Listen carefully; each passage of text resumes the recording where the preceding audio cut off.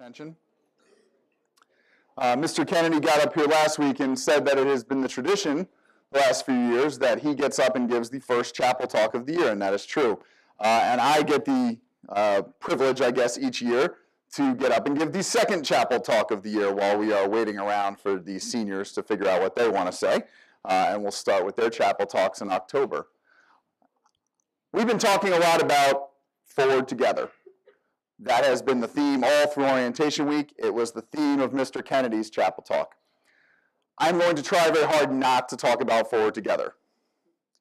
And I think you're kind of getting it at this point. I hope you're getting it at this point. We've spent a lot of time trying to make sure you get it at this point. And so I want to talk a little bit about how we get there. Because I think you have to start in a different place. I was planning on, usually when I give these chapel talks, I get up here and I tell a story from my past. It's usually the easiest thing for me to do because I'm really not all that bright, so telling a story from my own past is the easiest thing to do. But this year I wanted to tell a parable from the Bible. I was going to rip off a story from Jesus. Okay, I figure if I'm going to rip off a story, I might as well rip it off from Jesus, right? And I had planned on talking about the parable of the talents. And then I went to church on Sunday, and sure enough, what were they talking about? The parable of the talents. I see this as a sign. And when I get a sign, I figure I better stick with it. Because you don't really want to go against God. You get storms and lightning and all kinds of bad things. So if he's telling me to talk about the parable of the talents, I want to do that. I could read you the parable of the talents, but it's an incredibly long gospel passage. It comes from Matthew 25. So I'm just going to tell you the parable of the talents, since I'm sure a lot of you have heard it before. Okay, there's a master, and he has 3 servants, and he decides to go away for a while. And back then, when you go away for a while, you've got to deal with your property. You've got to deal with your stuff. Your money, your things, your sheep, whatever it is you have. And so he's got to take care of that stuff while he goes away for a while. So he brings his servants together and he says, I have these talents, which is this sort of sum of money. And I'm going to give them to you, and I want you to take care of them for me. So he takes his best servant, his number 1 guy, and he gives that servant 5 talents and says, I want you to take these 5 talents, take care of them for me. Gets his number 2 servant, he gives him 2 talents. Gets his kind of weakest servant, and he gives him 1 talent. He says, take these talents, take care of them for me, I'll be back. Eventually he comes back. And the servants come back, and the first servant who got 5 talents, he comes up and he says, Master, you were away, I had these 5 talents, I invested them, now I have 10 talents, I've doubled your money. Pretty good. Second servant comes up, you gave me 2 talents, I've invested your 2 talents, I've doubled your money. Here's 4 talents back. Great. Master's happy. I'd go away more often if it was going to come out like that, right? Doubling my money everywhere. The last servant he goes to had 1 talent. And he comes up and he says, Master, I'm sorry. You're kind of a mean guy. And I was scared of you. And so I didn't want to lose the money, so I buried it in the ground. So here's your talent back. Gives the 1 talent, gives it back to him. And he says a lot of very bad things about that servant. You're lazy, you're slothful, he curses him out a little bit. Jesus liked to talk in these parables, these little stories that kind of mean something. And the first thing that jumps out to me, and I never really thought about it, 43 years on this earth, I've heard that parable, I don't know how many times. I've heard chapel talks on that parable from other people. I've never thought about what the heck was a talent. So I looked it up. It was no small thing. I was surprised. There was a teacher at a former school that I was at who used to give, almost every year, he'd give a chapel talk on the parable of the talents. And he would actually give money out in the chapel talk. So I'd be like, I'd bring Eod up here and I'd give Eod $20. And at the end of the year, he would come back and see what that student had done with the $20. I thought, that's really cool. I'm not giving anybody $20, but that's cool. What a great idea. Except that I found out in my research that that has almost no bearing whatsoever, to some extent, because of the level of money we're talking about. A talent at that time was 75 pounds as a measurement. So it was 75 pounds of gold or silver, generally speaking. One note that I found said that for the laborer, for the servant, it would have been more than a lifetime's worth of salary. It would have been somewhere in the range of 20 lifetimes of salary, 1 talent. So the one guy got 5 talents. He got 100 years, 100 lifetimes of salary he was handed to. I looked at the basic measurement to today. In today's money, the value of gold today, each talent would have been worth $660,000.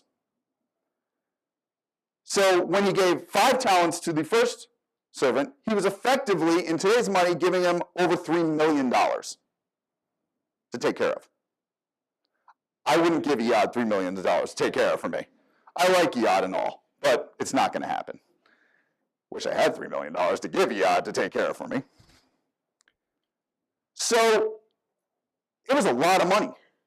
It was no small thing to give these things out. And to invest it that wisely and get that back for a laborer or a servant would have been impressive.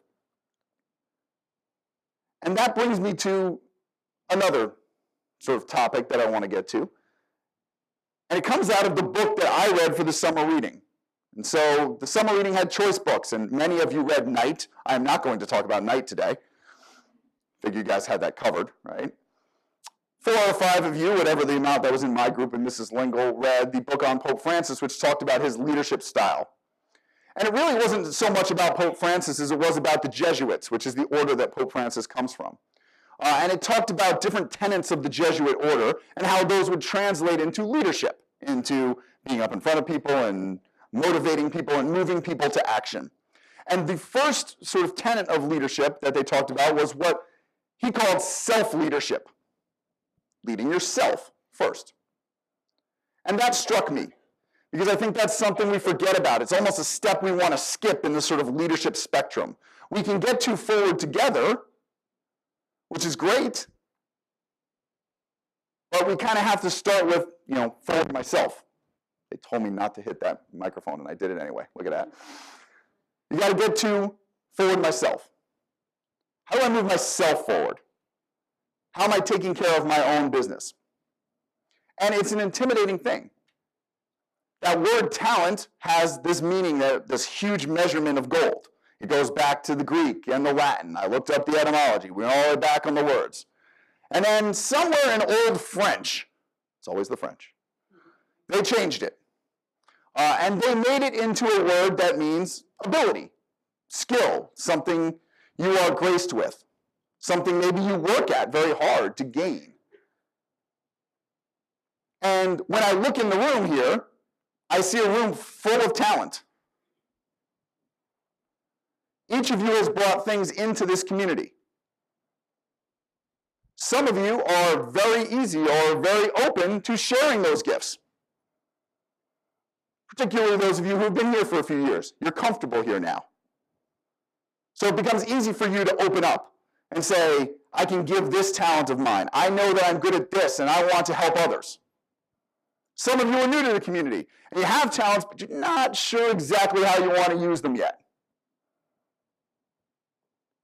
So my encouragement to you as you go into this year, as you start thinking about Forward Together, is that it starts with you, and it starts with your talents, the talents that you've been given, the talents that you've developed.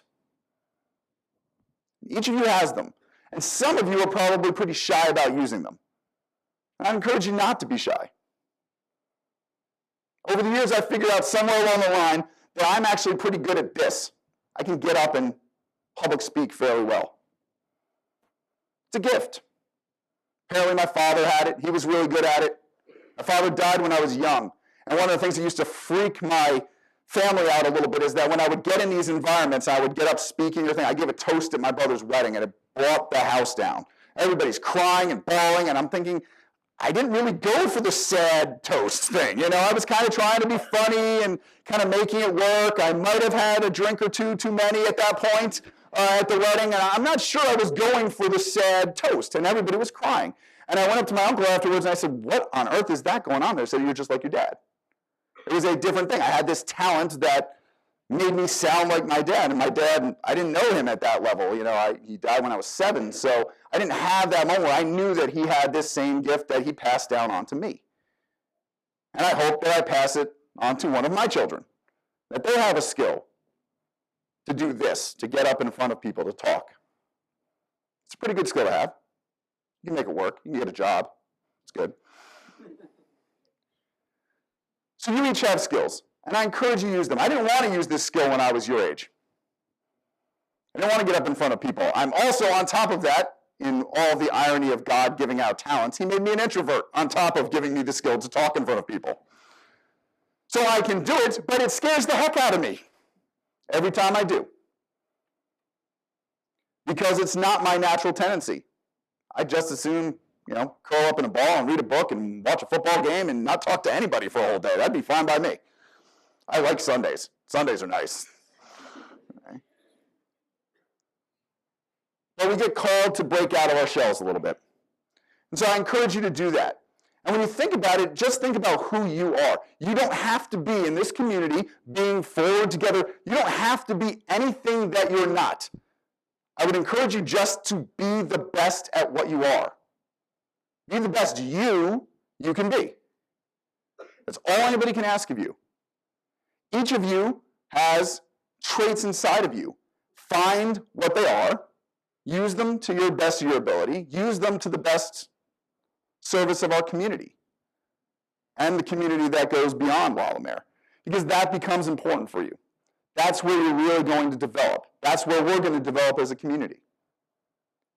You each have courage. Be as courageous as you can be. You each have resilience. Be as resilient as you can be. You each have passion. Be as passionate as you can be. You each have integrity. Be as honest and as full of integrity as you can be.